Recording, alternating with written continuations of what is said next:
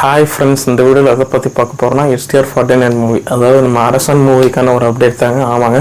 So அது வந்து heroine செலெக்ஷனுக்கான ஒரு தேடல் வந்து போயிட்டுருக்குன்ற மாதிரி சொல்கிறாங்க.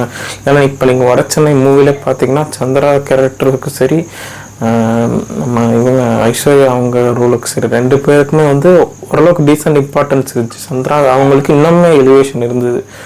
ஸோ அதுதான் சொல்ல வரேன். ஸோ ஃபீமேல் கேரக்டர்ஸ்க்கும் வெற்றிமாறன் சார் வந்து இதில் கொஞ்சம் இம்பார்ட்டன்ஸ் தர மாதிரி தெரியுது.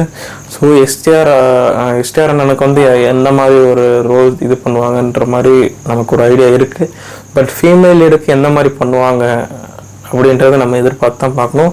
ஸோ ரெண்டு சாய்ஸஸ் வந்து இருக்குது இப்போதைக்கு. ஒன்று வந்து சமந்தா, இன்னொன்று வந்து சாய் பல்லவி அப்படின்ற மாதிரி பேசிக்கிட்டு இருக்காங்க. டாக்ஸ் போயிட்டுருக்கு.